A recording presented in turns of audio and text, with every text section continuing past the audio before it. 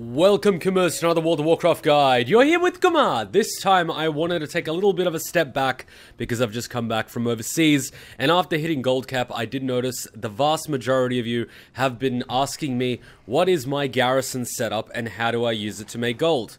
Reason being, in most of my gold guides, I in some way use the garrison to supply my alts with the resources and the materials they need in order to craft the items which they pop on the AH and make lots of gold with. So that's what I'm doing now.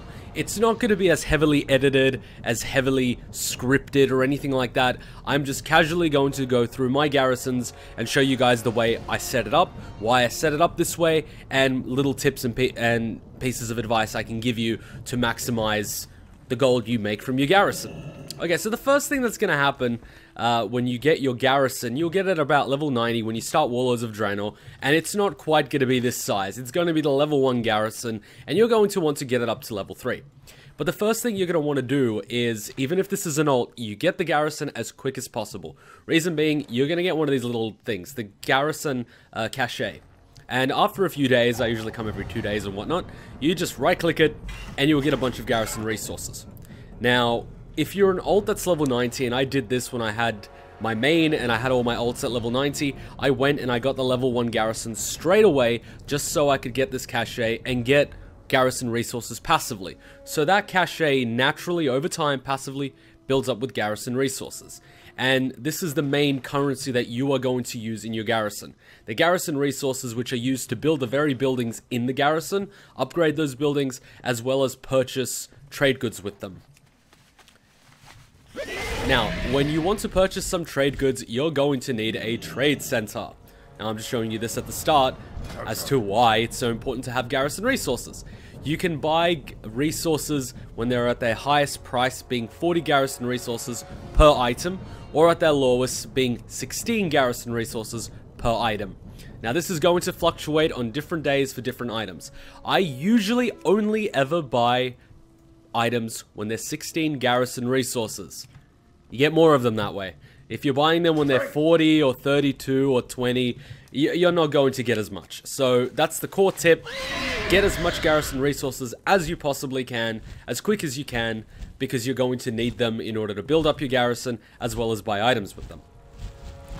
Now, another way to get garrison resources is through garrison missions on the command table. As you can see, I'm getting about 100 from here, which is not a lot, but there are going to be a few missions available. Okay, maybe this is not the best character for this. Give me a sec. Okay, here we are on my Demon Hunter ult that's level 110 and hasn't even got a legendary glaives. Yeah, I don't play her at all. I just power leveled her to 110. Anyways, you do missions and you can get crap tons of garrison resources. 2,000 from this mission, 1,200 from this, and so on and so forth. In case you're wondering what this add-on is that does this for me, it is the Garrison Manager, something like that. So I got 6.2 thousand garrison resources, and I can only hold a maximum of 10,000. This mission gives me 225 garrison resources, but I can get 1,800 garrison resources from this mission. This is because your garrison followers have traits, and certain traits boost the amount of garrison resources that you get. Back in WoD, we only had the Scavenger, which increases the number of garrison resources we get by 100%. Now in Legion, they removed gold from missions, but they added a new trait called the Extreme Scavenger. This increases the garrison resources you gain by 200%. The beautiful thing about Scavenger and Extreme Scavenger is that they stack. So naturally, when I send someone out on a mission, and I want them to get me as many garrison resources as they possibly can, I'm going to send my troops that have these traits. So you see Extreme Scavenger, Extreme Scavenger, Extreme Scavenger, and a Scavenger. And that's going to give me 1,800 garrison resources. Now you might be thinking, my followers are crap and they don't have Scavenger or Extreme Scavenger. How can I get some? Good question, and I will answer this. I have a lot of garrison followers because I got the Frostwolf in. Now if you go over here on your garrison architecture table, you have a Frostwolf in for the Horde, and I forget what it's called for the Alliance, but it is a medium building, it's on the top, and when you get it to level 2, it has an ability, recruits random followers each week. You can specify traits and abilities you're especially interested in. So you only need to get it up to level 2, and you're going to need to first build it and then spend 600 garrison resources on it, which is not a lot. You get that in about 3 days of waiting for the cache. And then you head to that building once a week. Yes, I know, once a week.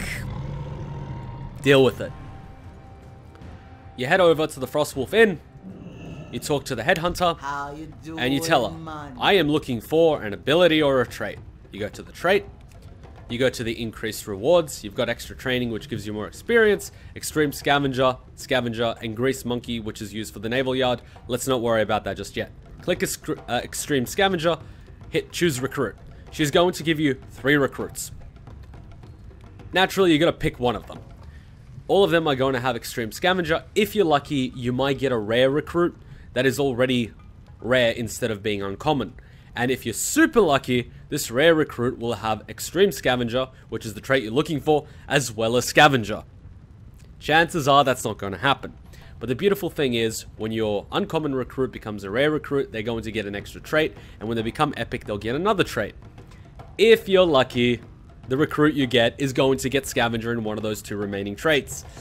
Doesn't always happen, but look, at the end of the day, you've got Extreme Scavenger, be happy. Next thing you're going to want to compare is which abilities they have. You're obviously going to pick the ability of which you have least of. Because look, if I pick Deadly Minions, I've already got, 6 followers that have it. If I pick Time Battle, I already have 5 followers that have it. And if I pick Group Damage, I only have 3 followers that have it. So naturally, I'm going to pick the Blood Elf with his shirt off. Okay. Yes, I want him. There we go. I've got my new follower, and she's not going to let me recruit someone till next week. No problemo. I think it tells me the cooldown here. There we go. Last recruited 1 minute 20 seconds ago. I have to wait till this hits a week. That's pretty much it. And of course, you're going to have to go through, and once you max out the number of followers you have, which in my case is 26, well, maximum I can have is 25, but when I have 26 active people, I'm going to have to put someone on the sidelines. So obviously, I'm going to go through all my characters and see which one has the worst traits. Let's see. They all have Extreme, Extreme, Extreme, Extreme, Extreme, Extreme, Extreme, Extreme, Extreme, Extreme, Extreme, Extreme. As you can see, they all have Extreme as the first trait, so, you know what I mean? Anyway. So they all have Extreme, so I'm more or less going to sideline... I'll sideline this guy. Deactivate him. Bam, I've got 25. The reason I can have 25 followers and you probably can only have a few less is because I've got what is called a barracks. When you get a barracks rank 3, it allows you to have 5 more followers. That's pretty much it. You get a barracks and you train it up to level 3. I mean, yeah, it gives you patrol missions in level 1, and in level 2 it allows you to use a bodyguard in Draenor. No one uses it anymore. You're only doing it so you can have 5 extra followers. That's pretty much it. Another cool thing that I used to do back in the day is I used to have a war mill. Reason being, you can put work orders to forge follower weapons and armor in exchange for garrison resources. Nowadays, it's not worth it, mostly because if you're doing missions, you have these things. Armor enchantment token, weapon enchantment token.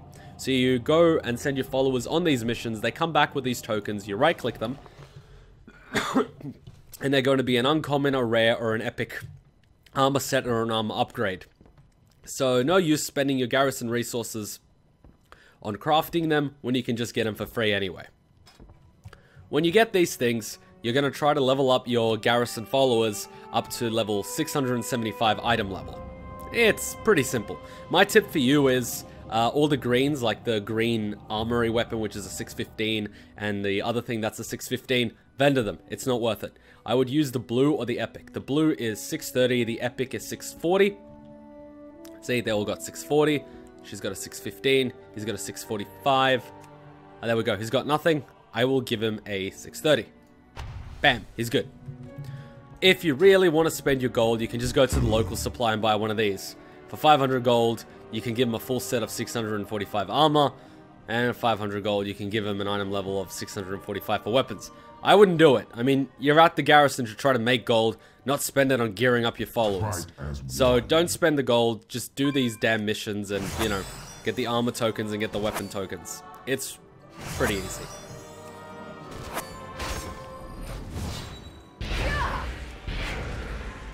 Okay, so I've showed you how to get garrison followers. I've showed you how to recruit them. I've showed you how to do the missions. And now I'm going to show you what to do once you get your garrison resources. You build a trade center. I should probably take a look at it at the command table once again. And in case you're wondering where to get all these patterns, you just get them here at the blueprint banter. You just buy them. They're not expensive. Have a good one. Anyway, so what you want to do is you want to buy one of these trading posts. You only need a level 1. A merchant shows up each day selling trade goods. Also allows the use of trade of crafting reagents for garrison resources. I don't personally do that. What that is I give him Warlords of Draenor resources, and he gives me garrison resources in return. No thank you, that's a work order. Well, see, I'm not interested. She wants 5 true iron ore to give me some garrison resources. Screw you, that's not worth it. It's worth more to me in the AH. I've got my 8,000 garrison resources, and today we have raw beast hide, which is selling for 16 garrison resources. This is what I use in my leatherworking guide, and it makes me a lot of gold. As you can see, White Wolf, my leatherwork, has 10,000. It's worth 9.2 gold each on the AH. So what I'm going to do is I'm going to buy as much as I possibly can. 200. Another 200. And what's that? 100. Bam. I bought 500. To me, that is worth 1,800 a stack.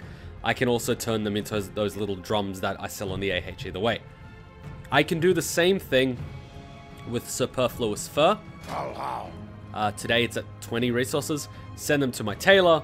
Make these hexaweave bags, which sell for 2.8k, sometimes 3k. They're probably going to go up even higher for Battle of Azeroth.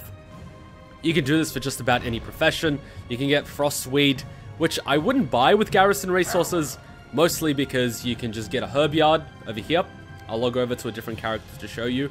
But once you get it to level 2 and level 3, you can pick up the herbs. You talk to this little nice gentleman, and you tell him what plant you would like him to which herb you would like him to plant, and every single day you can just pick up that herb.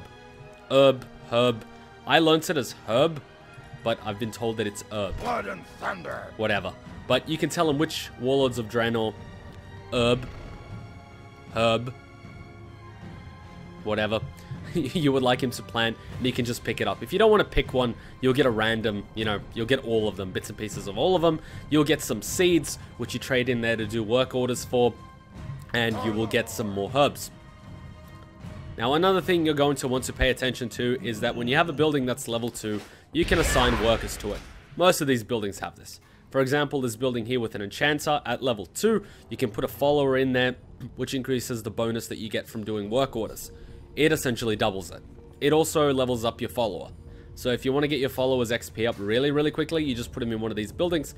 I've got my tailor in there. He doubles the amount of hexweave cloth I get through work orders. And I've got this enchanter in there that doubles the amount of temporal crystal fragments that I get from work orders.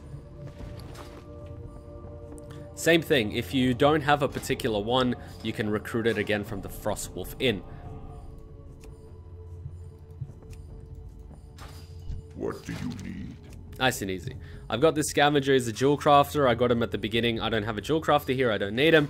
She's a bodyguard, I don't need her. I've got a leatherworker one, I don't need her. An enchanter, I don't need her.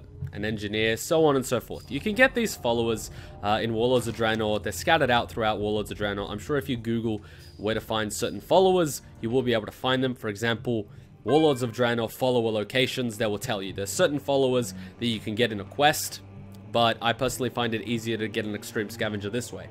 But if you're just starting and you're level 90, level 100, this is your first garrison, you might want to get loads of followers really quickly by just finding them out in Warlords of Draenor and completing a few quests to get your hands on them. It's not a big deal. For the most part, that's how I have my garrison set up.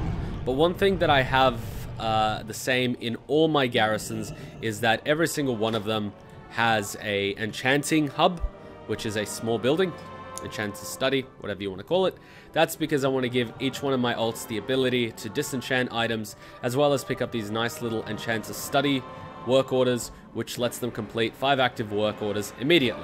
Reason being, A lot of this Dranic Dust sometimes becomes very cheap on the AH, sometimes under a gold each, and I like to sort of just run to the Enchanter Study, place work orders, and right-click these to complete it instantly, instead of waiting hours and hours for it to be completed. That's just a quick way for me to make gold. I've included that in my enchanting video, so if you want more info on how to make gold with enchanting, check out that video. I've done the same thing for tailoring. If you're interested in that, go watch that video. I've done the same for leatherworking. I've done the same for alchemy. You sort of get where I'm going with this. If you want to learn about the specific profession, go look at the specific video. But you have these little work order hubs and profession hubs. Here, you've got 3 slots, and you can sort of more or less pick whichever one you want. Another thing that I have in every single one of my garrisons and all my alts is the Salvage Yard. When you perform missions over there, you are going to get these little pretty lockboxes. Not lockboxes, but what are they called? Crates of salvage. I'm getting large crates of salvage because I have a level 3 yard. So I recommend getting a level 3 yard as quick as possible, because these little crates of salvage, I'll show you what they do now. And I'll just sort of move all this stuff. Yeah, there we go. These little crates of salvage. They're just junk. You burn it. And look at that. I got some garrison resources. Let's burn another one. True iron ore. Oh, look at that. A token to upgrade my follower. A token to upgrade my follower. You see what I mean? Free garrison resources. You'll also get blues. You'll also get materials. Ores, herbs, everything. You'll also get some blues which you can disenchant, and you'll also get some of these tokens. You get it for free by doing garrison follower missions, so I highly recommend you get a Salvage Yard. I didn't want to mispronounce that. You're occasionally going to get these things. Combine 10 superfluous fur to restore this item, grant 5 skill up to a max of 600 for first aid. It's not worth it. Superfluous fur is worth a lot more. So just by opening these little salvage boxes, I'm getting this 150 gold worth of superfluous fur and all this other stuff. I highly recommend you get one of these things. Every single one of my garrisons has one. All of them.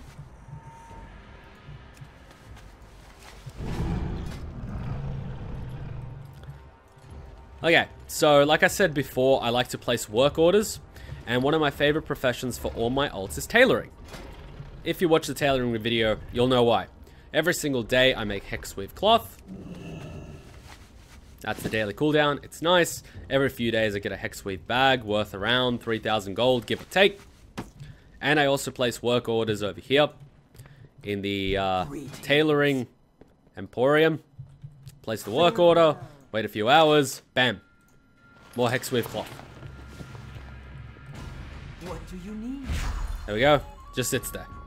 As I was talking about these work orders, which you get randomly from the Garrison follower missions, there's just a mission. You send your followers and they get one of these work orders. You right-click it. I can't do that like that. yet. All the work orders are complete. There we go. Bam. More hexweave cloth. What can I do for you? I mean, you get 2 or 3 of these every few days, so, you know, don't get greedy, but it does sort of add up. Not ready yet. I mean, I've got over 100 for tailoring, so that's 100 work orders instantly complete. Good stuff. So now that I've completed all my work orders, I need to get closer. I can send my bags to my alts, but given that this particular alt is the one that holds the bags, she more or less just crafts them. And then yes, she can. Pops them on the AH, and reaps the rewards. Look at our gold go up. That was what, like 20k? That was done in the past few days. See, easy.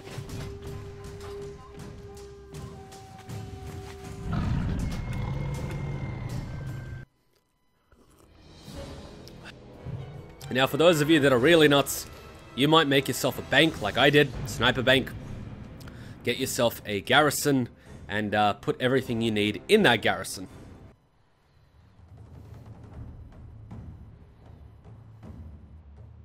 Now, I've set up this particular garrison the exact same way as I have my mains garrison, mostly because I just like the convenience and because I don't really have enough room on my bank in order to store everything that I sell. So as you can see, this is my bank. Absolutely nuts on the amount of items. Pick up all these garrison resources and Primal Spirits. hold that thought in regards to Primal Spirits. I'll show you what they do in a second. But you get them through these missions. As you can see, I have 38,000. But, you know, you get them as a random mission. You send your followers to complete that mission, and you get some Primal Spirits. But just hold that thought. I'll be with you in a second.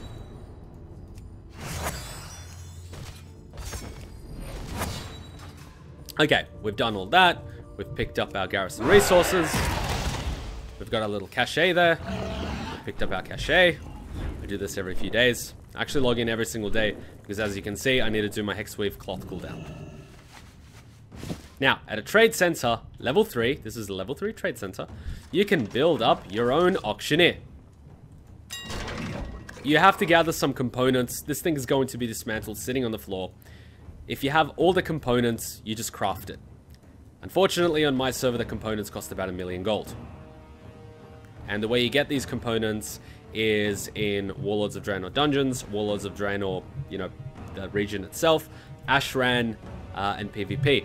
Unfortunately, the Ashran one is a really expensive one because next to no people go do it anymore. It's these arcane crystal amplifiers and journals and whatnot, but it's just convenient that you have this little trade center here where you can buy all these items and you have your own auctioneer. You don't have to really worry about going to a city or sitting in a city in order to do your auctioning. Mostly because you need to be in your garrison to, you know, kind of pick up your garrison resources and do all these other things. So this is my bank. Post this stuff every single day from my own garrison. Never leaves the garrison. Never gets played. It's a sort of depressing life for my ult. But that's my ult's primary function. So that aside, I'm not going to post all my options now. Same thing. Here's the barracks. Here's the...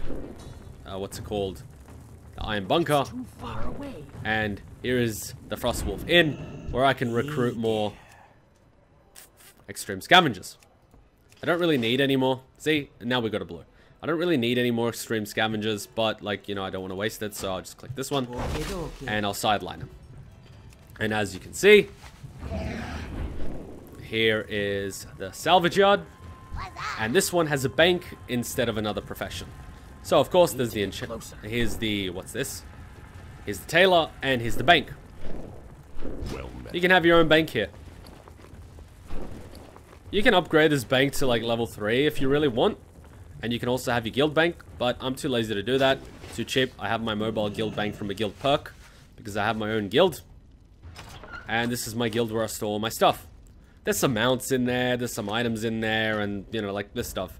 A few of these panthers, which are worth 150k each. These are going to go up in value. These things that I bought at the beginning of Warlords of Draenor for like 10 gold each, which are worth 2,000 now. These things that you get for free from Garrison Missions, they're worth around 5-6,000 now. I've got 36. And, you know, all these sort of things. So I highly recommend you get yourself a guild bank as well, especially if you're serious about doing the AH, and stockpiling a few items that you feel are going to go up in value over time. I recommend mounts. They're high-ticket items, go up over time, hold their gold value very well in terms of inflation. As well as a auctioneer in your garrison. Okay, I just wanted to also show you guys what the herbal yard looks like. Herb garden looks like. Because that is the reason why I don't spend any garrison resources on buying herbs or herbs. I don't know, does it really even matter anymore? Here we go, another Primal Spirit that we got from a mission.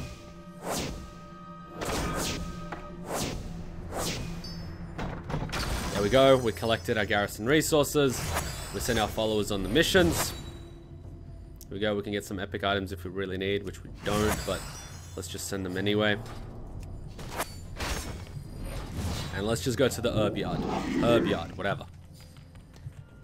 You will occasionally also make some items which are worth gold. For example, I got this map which is worth 100 gold to the vendor, and until I right click it, which I never do, I can keep vendoring it. I mean, that's like next to nothing in terms of gold, but it's something. Okay, so this herb yard is level 3, and as you can see, I can ask this little gentleman what I would like to plant. I would like to plant something else next. Starweed, fireweed, orchid, fly trap, arrow bloom, whatever. I'm picking up frostweed because, you know, frostweed is cool, and it's also used for alchemy. I need it for this, the alchemist catalyst. Watch the alchemy video if you're interested. Create that for my transmutes, create a Pyrian bar, make a few extra 100 gold, pick up these herbs, and tomorrow they're just going to sprout up again. These were the seeds I was talking about, Dranic seeds. You come over here, you place a work order. How may I aid you? And in hours, days, whatnot, you get these. There we go. Just make sure you have a follower working in the garden that's going to double the amount of herbs you're getting. See, here's my follower with the herbalism trait. He's working in the garden. See, there he is. He's working. There you go. You get double. You can do the same thing also for the mine. Yes, we do have a gold mine, quite literally. You can upgrade it from rank 1, 2, and 3. You place the work orders with this gentleman. Yes. You go into the mine. You pick up the mines, or the deposits, or the ores, or whatever you want to call them. Veins. These Dranic stones are the equivalent of those seeds. Place the work order. And if you're a miner, your skill's going to get up. See, you've got these mines. And at the end of every single day, more will pop up. I don't use the mine anymore. I'm too lazy to run around. I did that back in WoW as a Draenor. But if you're interested, you can do that every single day. Place more work orders. There you go. Place the work order. It'll be available in 3 hours. And you get ore. There you go. I got some ore. Now, Primal Spirits. You guys remember that? You get them from quests. I've got 38,000. Okay. What you do is you go to this little nice goblin. And you can trade Primal Spirits for just about anything. I highly recommend that you buy Salvage Blood. Reason being, buy one. It's got 51 gold at the auction house market value. I'll show you why. You grab your Salvage Blood. You go to your trade center. And trust me, I'm going to do a massive opening on a live stream because I've got 500,000 gold worth of Salvage Blood. You go over here. You get one of these little bloody gold purse bags. I already have an opening video of that. But I'm going to make a 500,000 gold opening video of that. Right click it. And you got yourself 49 gold. On average, you'll get between 49 to 51 gold. The average prices are around 50. Which is why whenever I look up on the AH and I find this under around 45 gold, I buy it instantly because I know I can flip it for a few extra gold here. Sometimes idiots sell it for 10 gold. So I'm making around 40 gold per Savage Blood. It is what it is. Don't hate me. Again, I've got one of these Salvage Yards. Burn it. Garrison resources and goodies.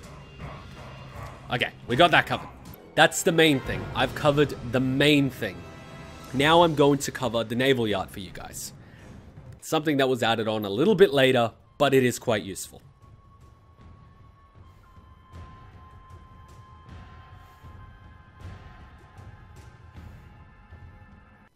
And before you ask why I have a command table here, once you get a level 3 Naval Yard, you get your command table over here, inside your main garrison.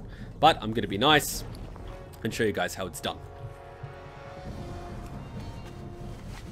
You'll have to complete a series of quests. You get them from inside your garrison in order to build a Naval Yard. Once you finish building the Naval Yard, you quite literally get a naval base. See, you've got a Naval Yard here. Look at this beautiful, majestic thing. This is your very own Naval Yard. Where are my ships? There they are. Beautiful. And here's the actual command table.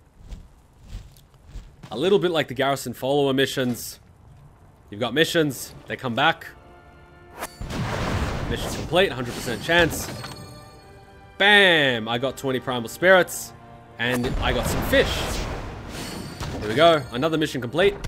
Bam! And I got some fish. Now you might be thinking, okay, cool. You've got missions that will give you this pet, which sells for like 50 gold each. You get some Sorcerer's Air. You might get some 650 items, which you can disenchant. More Sorcerer's Air. An oil rig. You can build this oil rig when you go to Tenan Jungle and you become honored with your respective faction. You build an oil rig that once a day, you can do the mission and you will get 400 oil. I highly recommend it because oil is always a problem. Luckily, I'm almost maxed out. And send your followers on the mission every day. Now, the reason why I'm getting these fish, which, mind you, do sell in the AH quite well and I use them for alchemy, is because of the Tuskar fishing net.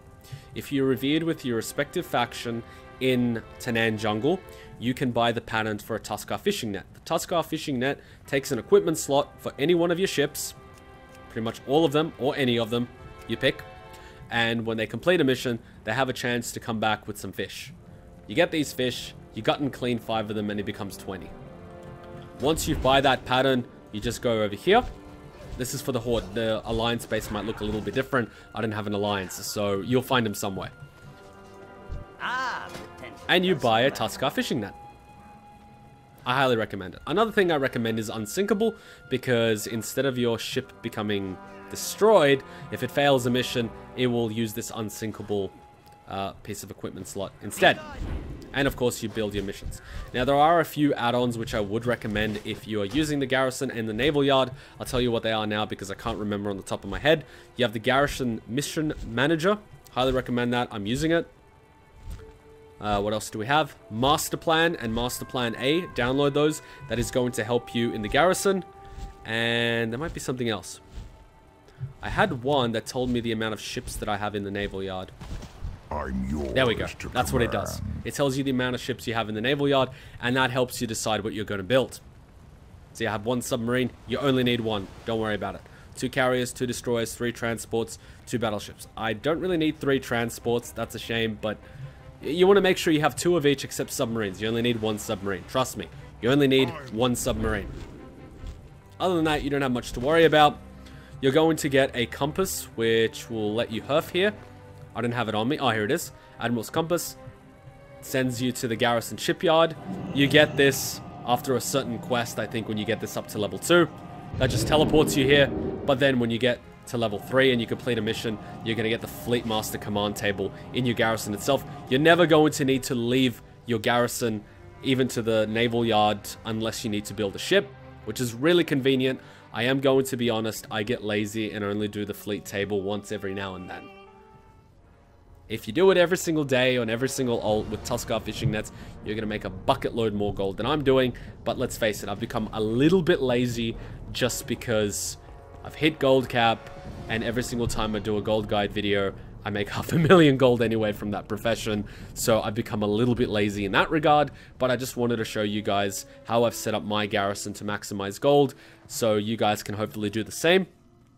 This was a request, so if you would like to request any guides or any tips, please put it in the comment section below. Feel free to tweet me on Twitter at @TheNinjaKuma, and you know, that gives me an idea what sort of videos you guys want. I still got to put out the blacksmithing video. I still got to put out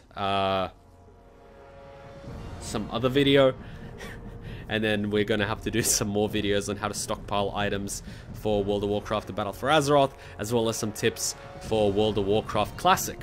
So thank you for watching. I hope you enjoyed. If you have any questions, just hit me up in the comment section below. I'll be more than happy to answer your questions. If you have any video requests, hit me up in the comment section below. But please, before you request the video, check if I have or have not actually done the video before. If you're interested in the add-ons that I use, I do have an add-on video. Link is in the description below. I also have opening videos for World Quest, you know, chests and caches. I also have that opening video for Savage Blood, and I am going to open up all my Savage Blood and spend all my Primal Spirits, 38,000 Primal Spirits.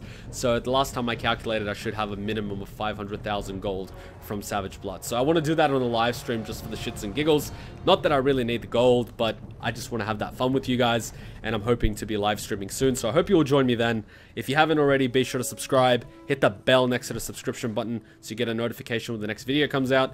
I mostly release World of Warcraft videos on Tuesdays. I release Danganronpa Let's Play videos usually on Sundays, and I would like to upload more videos, but I'm still currently trying to fix up the internet issue because everyone in my building has fiber optic except my floor. So as soon as I get fiber optic, I am going to be live streaming and uploading more regularly. So thanks for watching, guys. I hope you enjoyed. Until next time, Ninja Kuma out. Bye!